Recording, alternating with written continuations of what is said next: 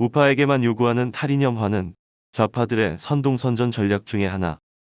10월 19일 최고위원회의를 시작하겠습니다. 박근혜 대통령께서 불법 인신감금 옥중투쟁 1299일째 되는 날입니다. 그들의 반인륜적 행위에 대해서 분노를 금할 수가 없습니다. 이번 우리 공화당 울릉도 전략 세미나에서 우리가 울릉도에 가서 박정희 대통령 각하께서 1962년도 육군대장 대통령 권한대행 때 울릉도에 가셔서 중요한 것이 도로이고 어린 학생들의 교육이다. 이런 말씀을 통해서 울릉도 개발을 시작했다는 주민들의 증언을 들었고 박정희 대통령의 손길이 전국 방방곡곡에 안 간 곳이 없구나를 느꼈습니다. 요즘 정신없는 자들이 정신없는 정치인들이 박정희 시절을 잊어버리고 가자. 이제 박정희 타령하지 말자라고 이야기합니다. 국가의 모든 개발과 부국강병을 위해 힘쓰고 국가를 선진국 대열을 만들어준 사람을 잊자고 하는 그런 나라가 어디 있습니까? 그 사람들은 박정희 대통령 시절 이전으로 돌아가서 박정희 대통령 시절의 환경이 어땠는지 제대로 봐야 합니다. 지금 나이가 저보다도 어린 혹은 동년배 사람들이 박정희 대통령의 구국의 정신을 잊는 것이 보수가 사는 길이다. 이런 얼토당토하지 않는 이야기들을 하면서 지난주부터 움직이기 시작했습니다. 지난주에 대략적인 언론 논조는 탈이념화입니다. 탈이념화 중에 무엇을 탈하는 것입니까? 무엇을 버리자는 것입니까? 좌파들은 좌파 독재, 한 번도 경험하지 못한 파쇼, 한 번도 경험하지 못한 독재로 가고 있는 그 방향성이 뚜렷한데 오른쪽 있는 사람들만 이념을 버리자라고 하면서 자유민주주의 체제를 지키자, 시장 경제를 지키자, 한미동맹으로 대한민국의 안보를 굳건히 하자라고 이야기하는 사람을 탈이념을 내세워서 극우로 몰고 있는 거예요. 이것은 좌파들의 선동선전 전략 중의 하나입니다. 그들이 권력기관 다 장악하고 모든 권력, 국회까지 일당 독재를 시켜버렸습니다. 이제 언론이 민노총에 의해 장악되어 있잖아요. 그런 상황에서 그들은 좌파 노선, 종북 노선, 친북 노선, 친중 노선으로 가고 있는데 오른쪽한테만 탈이념화 해라 하고 있습니다. 왼쪽에 있는 주사파들은 탈주사파 선언을 했습니까? 아니, 왼쪽의 좌파들은 더 강력하게 좌파 독재, 종북, 친북, 친중 행각을 하고 있는데 오른쪽만 탈이념화를 하고 이승만 대통령의 건국정신도 잊어버리고 박정희 대통령 각하의 부국강병, 그 구국의 정신을 잊어버리자 하는 것은 무슨 개똥같은 소리입니까? 절대로 우리 공화당은 이에 현혹되거나 선동돼서는 안 됩니다. 우리 공화당이 지켜야 할 마지막 보루, 이 투쟁의 마지막 보루, 저항의 마지막 보루이면서 체제의 마지막 보루라는 것이 드러나고 있습니다. 영감 한 사람이 국민의힘 비대위원장을 맡아서 5.18 묘지 가서 눈물의 석고대죄를 하고 이제 이념의 시대는 끝났다. 이렇게 선언을 했어요. 아니, 왼쪽은 우리가 한 번도 경험하지 못한 강력한 좌파 종북 친북 세력이 있는데 오른쪽만 이념의 시대가 끝났다고 항복 선언을 한 것이 아닙니까? 국민의힘에 있는 국회의원들도 정신 차려야 합니다. 그들이 탄핵에 앞장섰고 그들이 불법 탄핵의 배신자로서 지금의 상황이 전개됐음에도 불구하고 김종인이란 사람, 한 사람 말에 꼼짝하지 못하는 비굴함에 밖에 있는 실질적인 국민들은 나라가 무너질까봐, 체제가 무너질까봐 무심초사. 문재인 말 한마디에 나라가 흔들흔들하니까 걱정을 하는데 앉아서 평안을 구걸하듯이 중도 노선을 표방하고 그렇게 가는 것은 대단히 잘못된 것이다. 국민의 힘을 가지고는 다음 보궐선거, 다음 대통령 선거, 다음 지방선거, 다음 국회의원 선거 이런 개념으로 갈 때는 백전백패입니다. 지난번 총선 전에 우리가 탄핵의 강을 잘못 건너면 다 빠져 죽는다고 이야기했습니다. 어떻게 이상한 논리를 가지고 와서 새빨간 붉은 세력들이 뭉쳐서 나라를 거덜내고 있는데 오른쪽에 있는 사람들이 탈이념화를 선언하는 것은 좌파 독재 세력들에게 나라를 상납해버리는 것이고 국회의원이고 뭐고 때려치워야 합니다. 국민의힘을 뽑아준 국민들은 그렇지 않습니다. 여러분을 지지했던 국민들은 탈이념화, 탈보수화 하지 말라는 것입니다. 국민의 목소리를 제대로 인식해 주길 바랍니다. 지금 라임 옵티머스 이 사모펀드 사기 사건이 진흙탕 국면으로 가고 있습니다. 그들은 이 사건을 물타기하고 야당 정치인, 언론들이 대응할 때 공수처를 밀어붙일 것입니다. 공수처를 밀어붙이면 그 다음은 개헌입니다.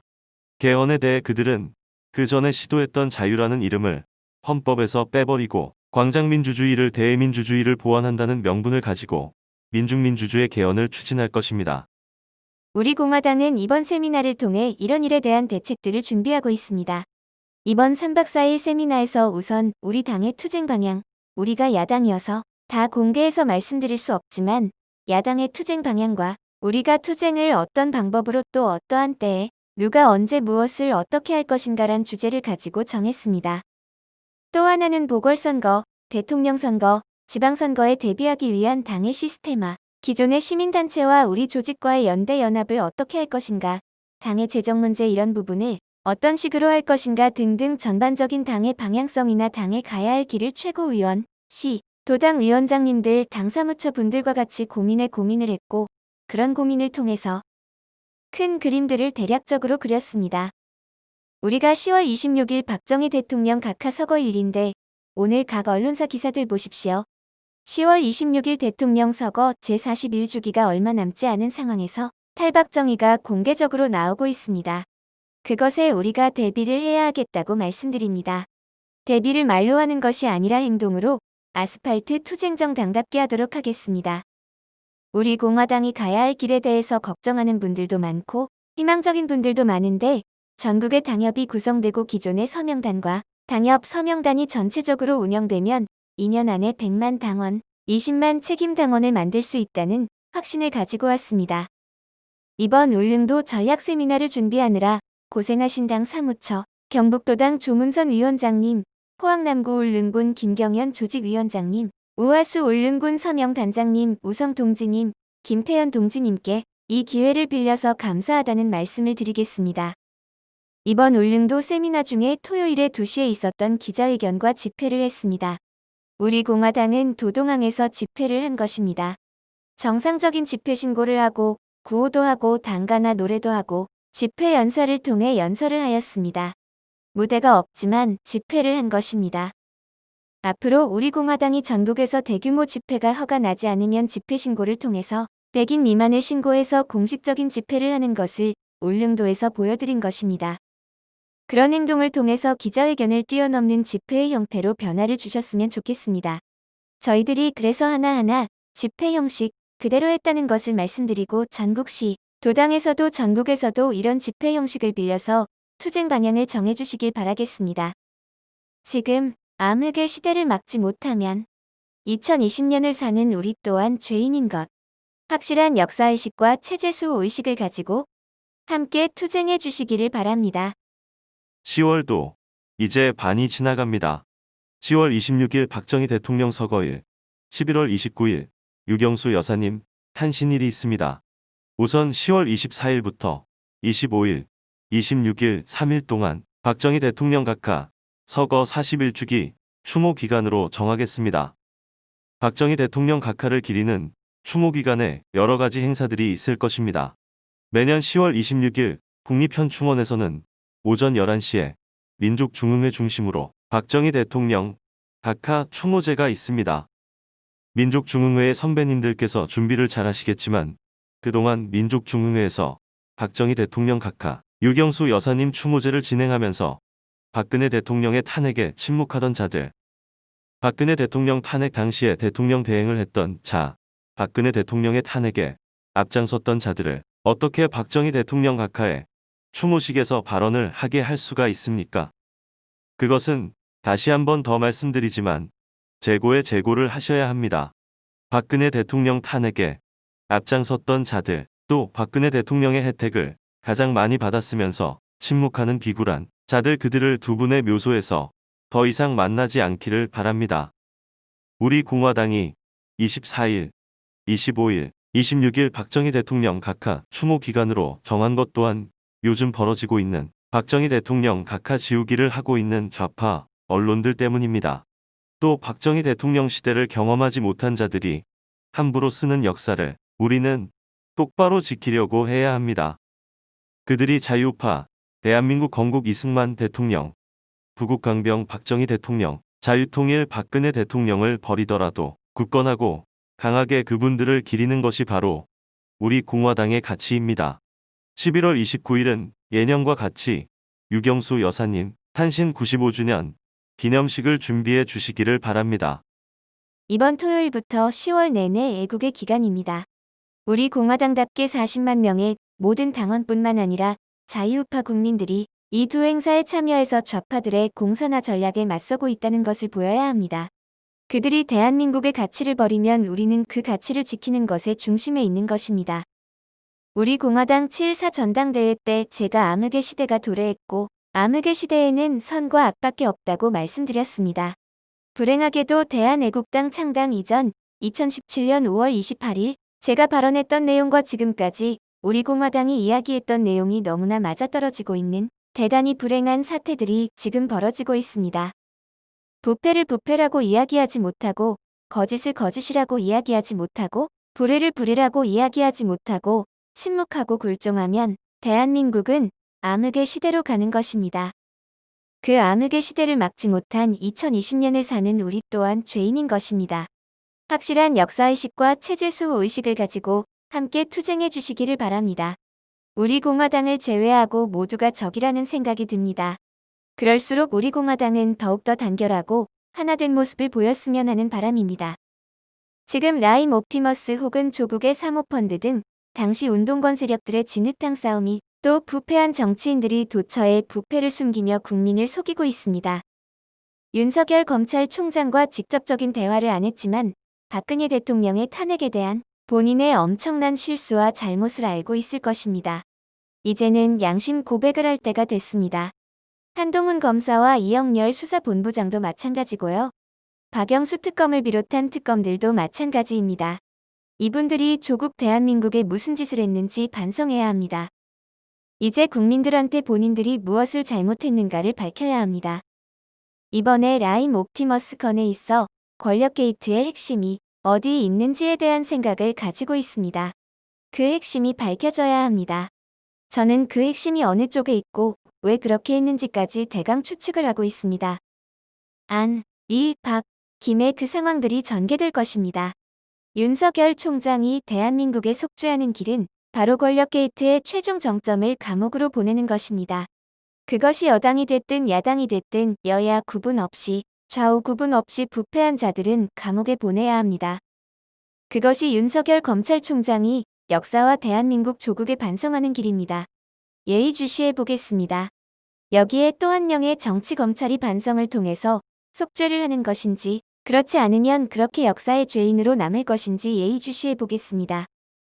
지난 세미나에서도 우리 당 사무총장과 사무처 실국장, 각 팀장들께 말씀드렸는데 이제부터는 당대표, 당 지도부의 지침이 첫째는 신속하게, 두 번째는 정확하게, 세 번째는 공문화를 통해서 공식적으로 전달이 되고 소통이 되기를 바랍니다.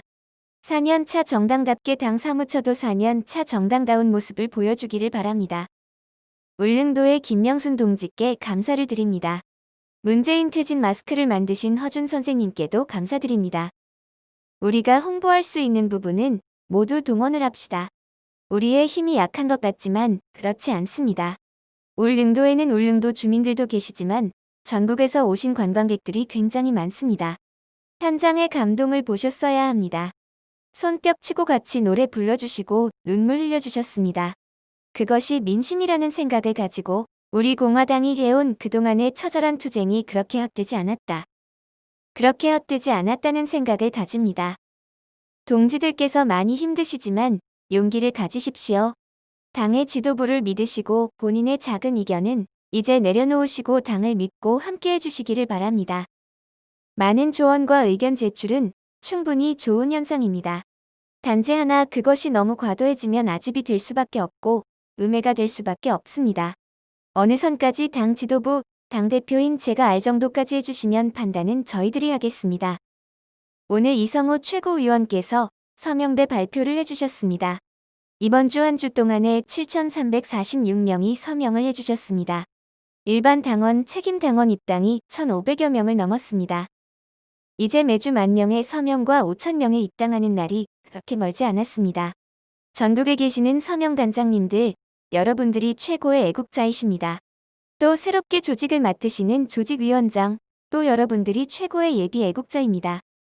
각 당협별로, 각 서명단별로 대대적인 서명활동을 전국적으로 진행해 주시고 당대표를 비롯한 최고위원, 중앙당 간부들도 서명대가 답이라는 인식을 가지고 각자 서명대가 있는 국민의 바다로 함께 나아가 주시기를 바랍니다. 10월 22일까지 1차 당협 구성을 해주시기를 말씀을 드렸습니다. 마산회원구의 진순정 최고위원이 1호 당협위원장으로 당협운영위원회를 구성, 개최하고 추인을 받았습니다. 1호라는 의미에서 당협위원장 승인권을 상정하겠습니다. 현재 92명의 조직위원장이 구성이 되어 있고 이번 주에도 많은 조직위원장 예비후보들이 들어올 것입니다. 조직강화위원회에서 서둘러 1차 심사를 해주시고 최고위에 올려주시기를 바랍니다. 다음 주 월요일이 10월 26일입니다. 월요일 최고위원회의는 시간을 당겨서 진행하는 방법으로 계획하겠습니다. 그때까지 조직위원장을 120명 정도를 예상하고 있습니다. 지금 1차 조직위원장 선임된 92명은 가능하면 10월 말까지 운영위원회를 구성하시고 당협위원장 추천을 받으시기를 바랍니다. 책임당원이 가장 적은 지역이 마산의 회원구입니다.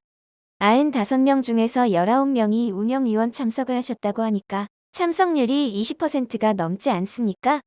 각 조직위원장님들께서도 이런 것을 감안하셔서 직접 통화를 하셔서 빠른 시간 내에 당협운영위 구성하시기를 바랍니다.